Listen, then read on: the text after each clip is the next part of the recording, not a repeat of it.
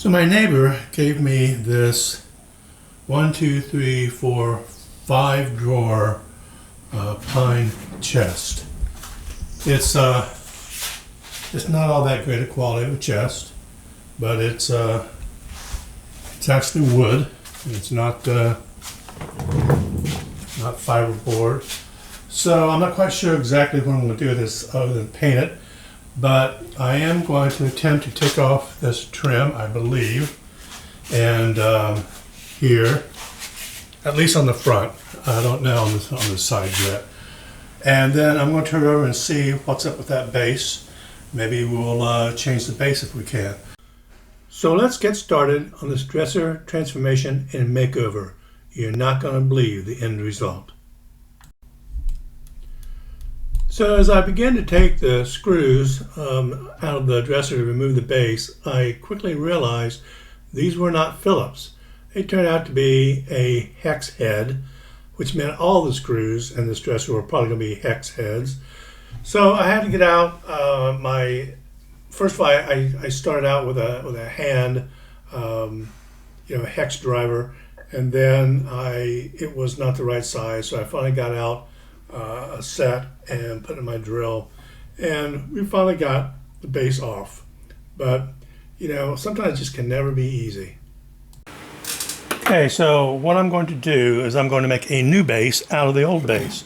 I've already ripped one of the sides down, and I'm going to place it in here.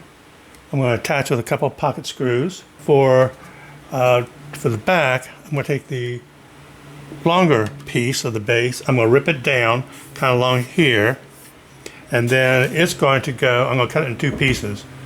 And so a piece will go down here, and a piece will go up top, and I'll attach those with pocket screws, and then we will have a new modern base. Okay, so this base is a little different than I've ever made before, but what I'm going to do is I'm making it from the old base, like I said. So I'm going to drill from the top into here. That way, I'm holding this base with the most of the screw instead of going this way. I'm going to countersink the screws so they go all the way in, and because they're not flat on the top, so I may see if I've got other screws that are flat, might be easier to countersink. And I'm also going to put a little piece of trim around the bottom of this so that it's going to dress it up a little. And that's about that. So I just need a piece here, a piece at the bottom, and then I can pocket hole. And I got to put a piece in the back, 2 pieces in the back. And that's going to go something like, this back here. You can see that. Put the camera a little bit. So it's going to go back here. It's going to give support for the feet. So I am going to go see if I've got different kind of screws. I was going to try to reuse these. If I've got flat tops that I can countersink better, then we'll use those. Okay, I did find some other screws. I forgot to show it, but I used this bit. Where am I at? It's a countersink bit. Then what I'll do is I'm going to cover this with DAP Wood Filler, probably, or Bondo, so you can't see it.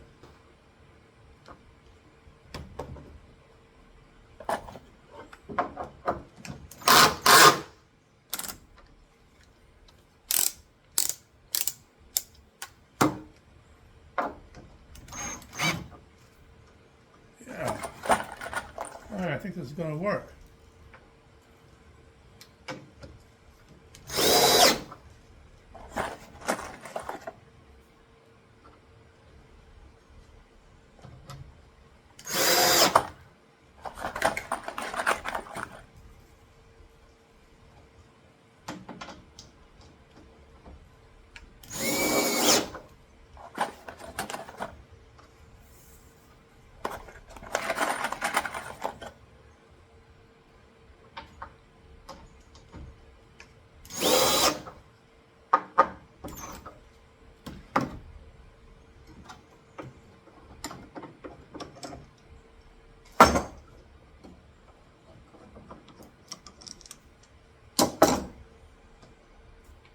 All right, it's real sturdy.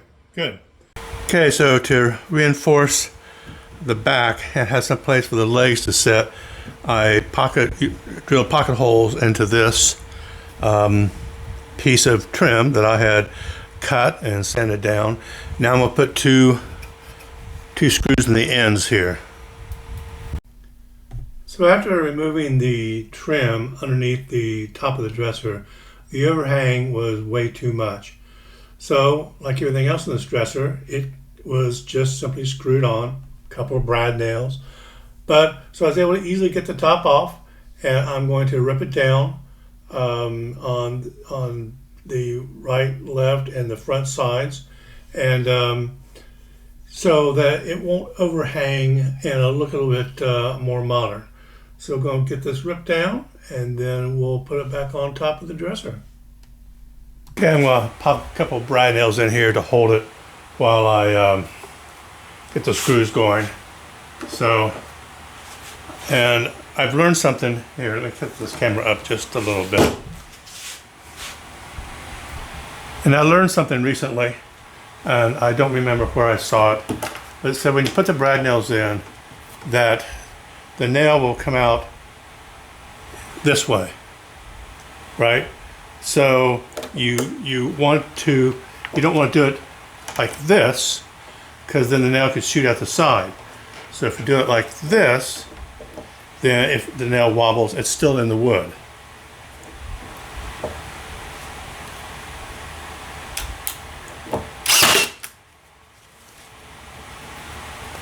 So, tip of the day. All right, I'm going to pop another couple in here, and then I'm going to put the screws in. The dresser top looks so much nicer since it's been cut down. The overhang was just way too much with the trim out of there. So like I said, I'm going to put a couple of brad nails in here and then reattach the screws, and the top will be basically done except for the sanding. Starting with the top, I am going to sand the dresser completely down to bare wood, and I probably wouldn't really have to do that, but I just want to see what it looks like with all the finish off of it, because I'm not completely sure what I'm going to do to refinish it. But I'm going to start with 120 grit using my Orbital, because it's a lot quicker than the SurfPrep on big flat surfaces, and then I'll move up the grits and stop at 220. What's interesting, this board right here is flush, and as I go down this dresser, it becomes raised until it's probably a good 1/8 of an inch down here. So, and it's flush here. So I'm going to plane it down with a hand planer. I got an electric Ryobi one, and I'm going to start kind of right in this area, and I'm going to plane that down. I've not had the opportunity to use this little hand planer very often, but when I have used it, it's come in very, very handy. It's a Ryobi, it's battery operated, and I can adjust the depth of the cut. So I always start out small and like a 32nd of an inch, and then go from there. But this saves a lot of time. It's going to make this completely flat, and this will correct the problem that I don't know how it existed before, but it did. And so this will correct that problem, and then once I get it planed, I'll sand it all smooth and we'll be good to go. So the dresser has been completely sanded down. I planed that edge to correct that, and now it's time to address the drawers. And boy, did I address the drawers. So the top drawer is a little different than the ones underneath of it, and I decided that I wanted to make that one a little special. So I wanted to take out the inner part of the drawer, which I thought was going to be easier than it turned out to be, and I want to replace it. I'm thinking maybe matte, or like cane matte, or half round dowels. I'm not completely sure yet, but in trying to get this out, I destroyed the drawer, as you can see. So the intent is I'm going to put back a flat piece instead of the piece with the raised molding that I took out. And then I would decide what I'm going to put on the flat piece. But I've got to start rebuilding this drawer because right now it's totally destroyed. Okay, so now I'm going to rebuild the face of this drawer. I cut out a piece of wood just out of plywood. So this is going to fit right in here.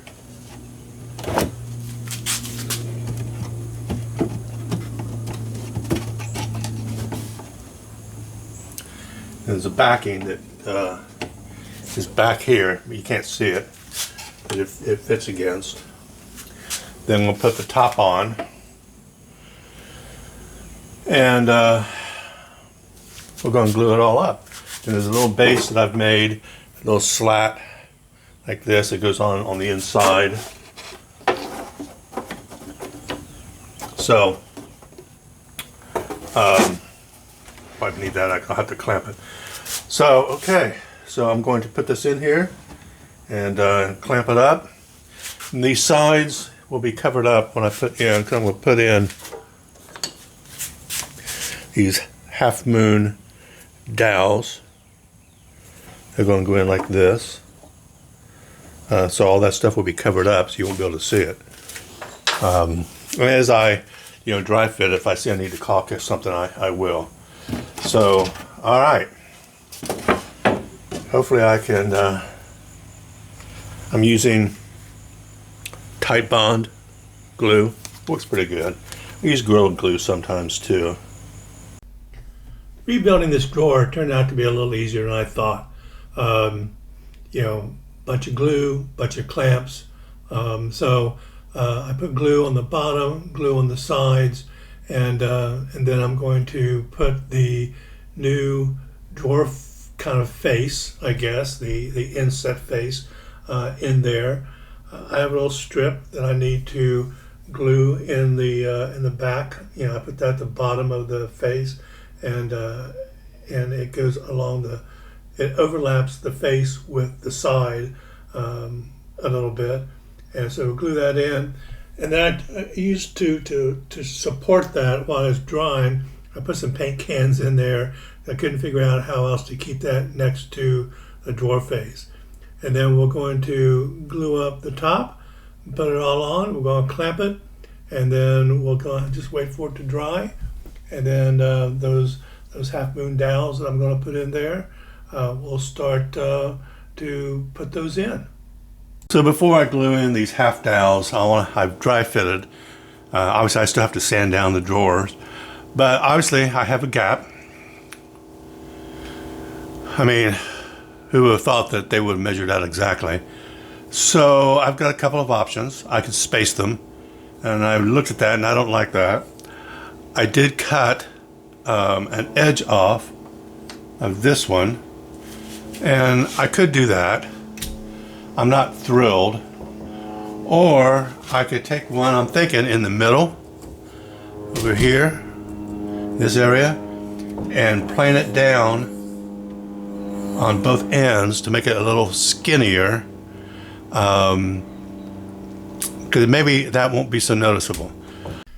So using my multi-tool, I'm going to try to sand down the sides. I said ends before, but I really meant the sides of this dowel. Because I just want to shave down just enough so that it will, basically when I space the dowels back out and put this in the middle, that you're not going to be able to tell that it's really been sanded down, and it fills in the gap. So another tool I don't get to use very often is my multi-tool, and it's really great.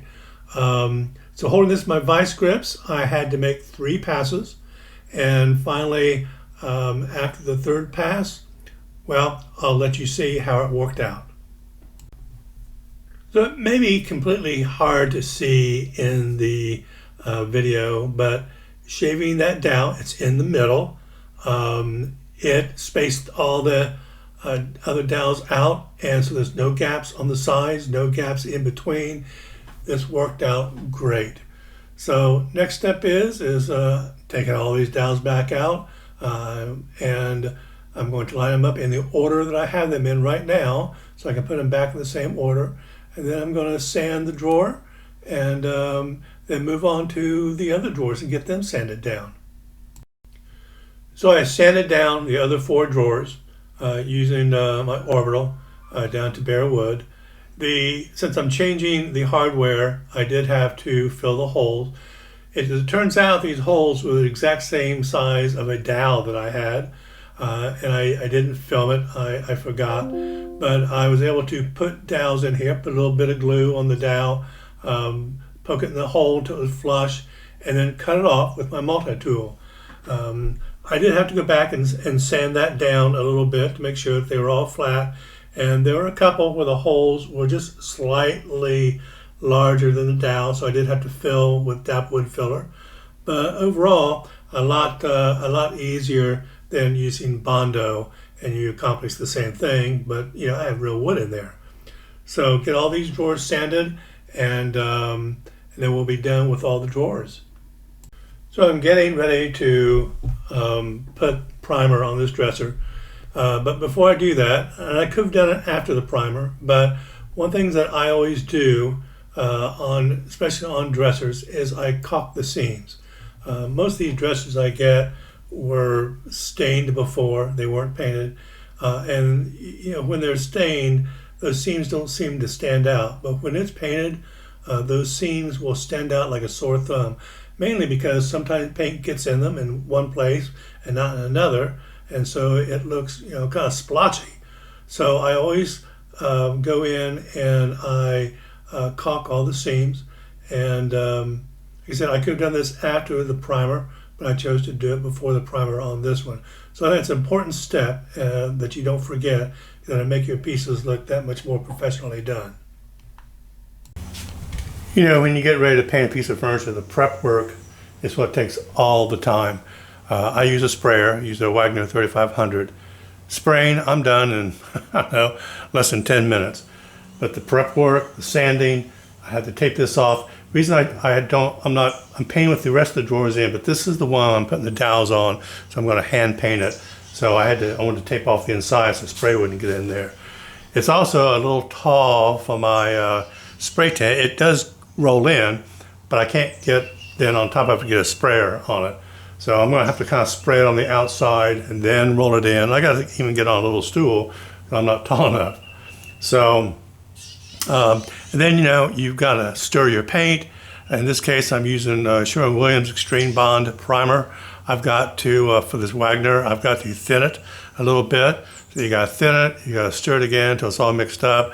And then you have to get out your board, or in my case, I got a big piece of cardboard I use to do my spray pattern on, make sure that my settings are good. For the Wagner, I put it on an 8, and the flow control I put on I turn it 2 or 3 knobs, turns of the knob. I'm using the small detail part, not the big container, but the small one.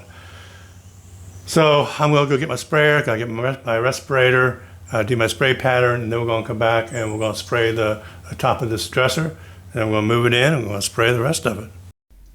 So I never sprayed a dresser this tall before, so it was a little inconvenient. I had to get the whole stool to get to the top. Once I got the top done, then I moved the dresser into the spray tent to get to be able to spray the rest of the dresser. I ended up putting 2 coats of primer on here. I sanded with 180 grit sandpaper between the coats.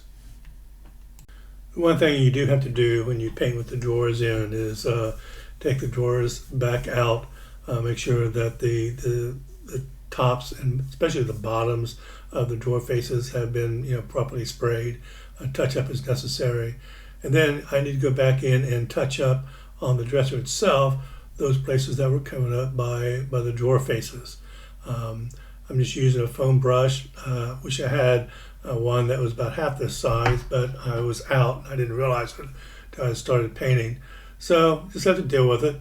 But go all these edges and get those primer on those, and then we'll be done priming with the dresser. I am putting a piece of trim along the bottom in the front and on the sides. So I'm clamping it down. I'm going to put a few brad nails in to hold it. And I've already primed the little piece of trim separately. So I want to put it on before I actually paint the dresser. So get these on, let them sit, and then we'll be ready to put the base coat on the dresser. So now I'm applying the first of 2 coats of the base paint. I'm using SHerwin-Williams acrylic latex enamel in a color called Natural Linen. And I've got my sprayer set on an air pressure of 8 and a flow control. I've turned the knob 2 or 3 knobs. Also had to thin it, as I always do. But we're going to put the like I said, the first of 2 coats. I'm going to sand lightly between each coat with 220 sandpaper, and then once this is dry, we'll be ready to put on the glaze. So I'm now going to start applying the glaze. I tape off areas where I don't want the glaze to get initially. The reason for this is that if you get glaze on spot that is not, you're not ready to actually do, it's going to cause a darker area when you actually do it. And it's going to stick out like a sore thumb. Some people don't tape off. Maybe they are just better at staying, coloring between the lines, so to speak, but I always tape off. The glaze I'm using is a custom mix. It's 1 equal parts of Behr Dark Walnut, Behr White Wash Picking, and Behr Early American. And then an equal amount that I end up using 1/4 cup each. So then I used a 3/4 cup, so it's a 1-to-1 ratio of the stain and glaze. I used a glaze from Sherwin-Williams called Faux Expressions. And and it's a clear glaze. So it's basically a 1-to-1 across the board. So the way I apply out my glaze, and I do this I thought of this procedure for almost all of my projects where I use glaze, is I simply get it on, and I then, once I have it on, I start with a deck brush, and I start to smooth it all out. I do smooth it out as much as I can with the brush that I'm putting the glaze on with, but then I take the deck brush and I go back and forth until I get the look that I want. In this case, I also used a little broom that I bought at the dollar store. It was $1.25 these days, but it's a child's broom. It even came in its own little dustpan, but that creates a bit of a grainy effect. In this particular case, I also used the edges of a graining tool to put a grain look into the wood. I actually used that tool first, and then followed by the broom. After doing all of that, and I have the look I want, I then do what I call flogging, which is I take the flat edge of the deck brush, and very slowly I go across the entire surface of the area that I just did, lightly tapping the area with the underside of the deck brush. This kind of causes things to blend in a little bit, and you don't have harsh lines anyway, but this causes it to blend and actually gives it a little bit more of a wood faux look. Certainly an optional step. I'm doing a project now where I'm not going to do that step, but it does give a nice effect.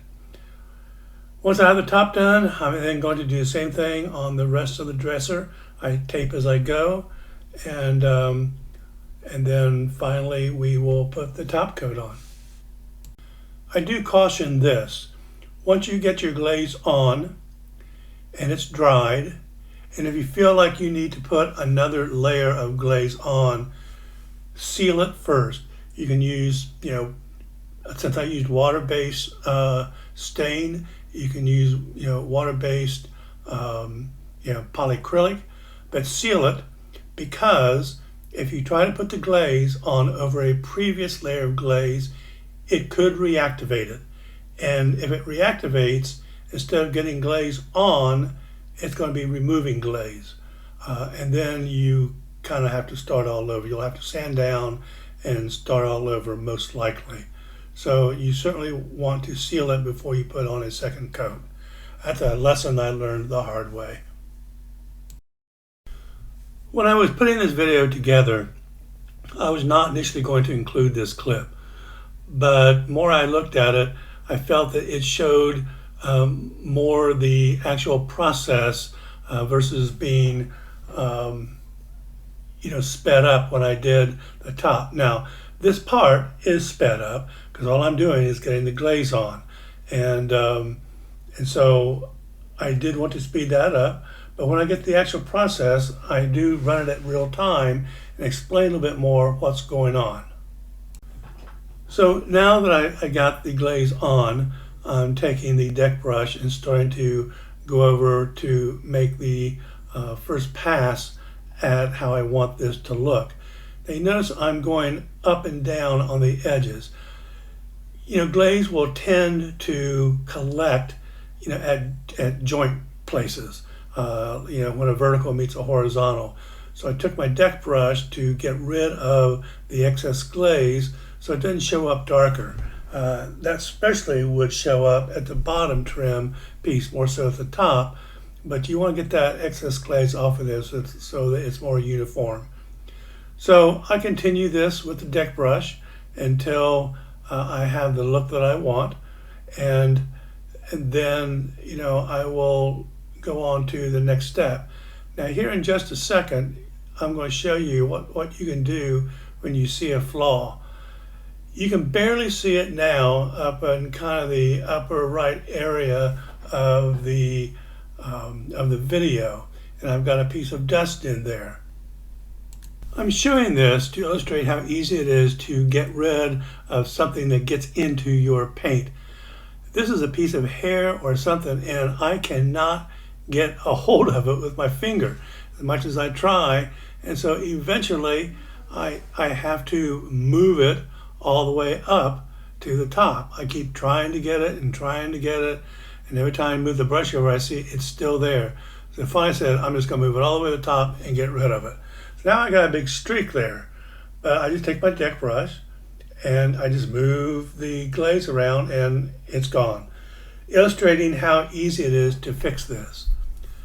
Now my next step is to take the end of this grading tool. It's got teeth on it, like little teepees, I guess, and it puts a grain effect into the glaze. And it's one of the faux wood grading tools that I have, and so I do this because I like the effect that it gives, and then I go back and I take my brush, which doesn't completely erase what I did. I thought when I first did this that it would, but it doesn't.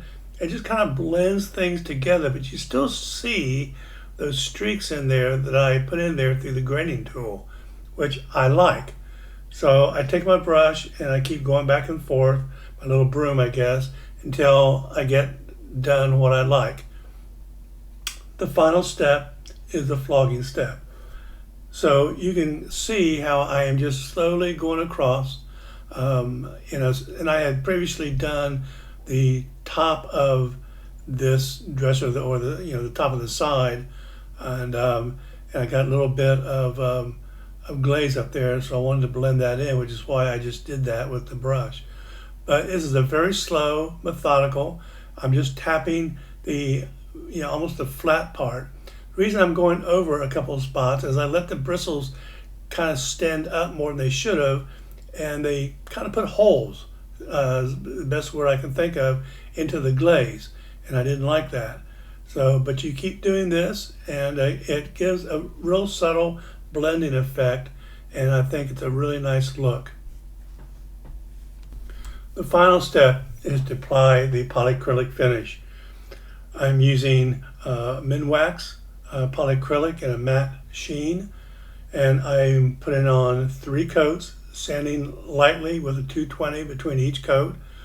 I've got my Wagner sprayer set on a air power of 3, and I dialed the flow control back 2 or 3 turns. That seems to be a pretty good sweet spot for me. And so I put 3 coats of this, and then we will have the final reveal.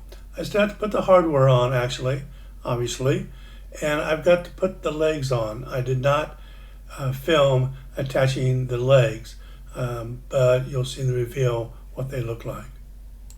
Before I show you the final result, I just want to remind you of where we came from. This orange, outdated, 25-plus-year-old pine dresser, full of trim that doesn't go in today's modern vibe. So what did we turn this into?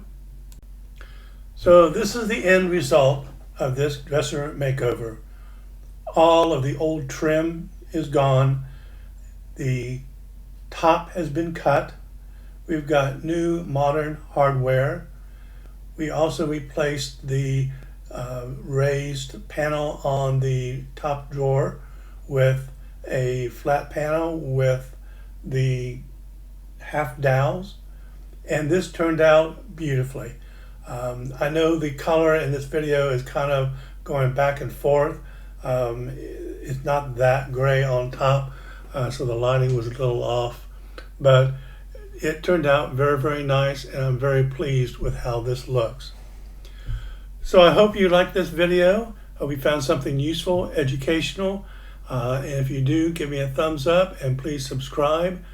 And I hope that I will see you on the next video from the next season.